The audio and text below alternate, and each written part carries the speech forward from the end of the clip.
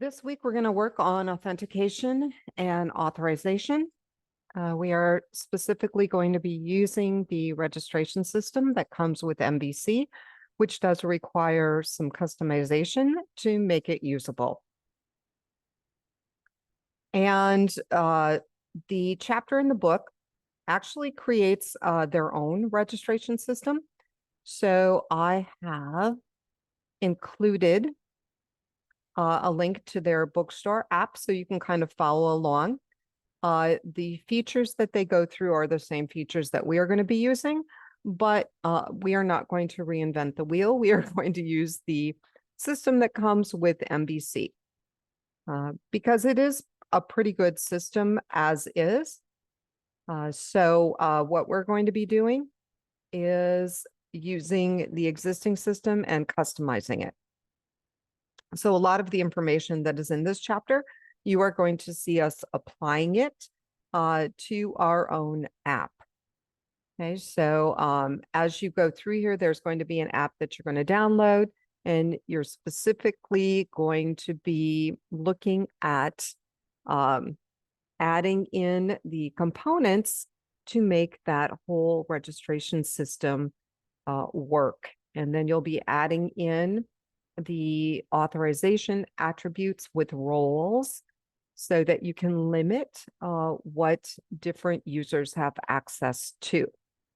Okay, so that is what we are going to be working on. And once you're done, you are going to add the link to your GitHub repo to the Dropbox. And at this point, you will be able to do everything that you need for the capstone project, except deploying it. And that is what we will be covering last. So we will be doing deployment next. And I will have you do a practice deployment first with an app that we've already created and worked on. We'll use that authentication app, and we will deploy that so you can see how that works. Okay, and then hold on a second. Okay, so once you can see how deployment works with an app that we've been working at that is wired up correctly, then we will delete, after I correct it, then you'll delete that one and you will be able to deploy your capstone. Okay, so should be able to do everything here except for the deployment. Okay, and you should be able to do quite a bit of the showcase requirements. And so this should give you a pretty good head start on the final project and the showcase.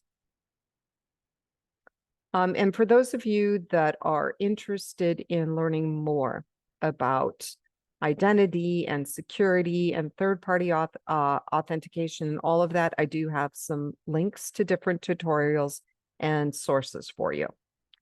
If you do run into any problems, let me know, because the plan is to take this authentication app and deploy it when we cover deployment.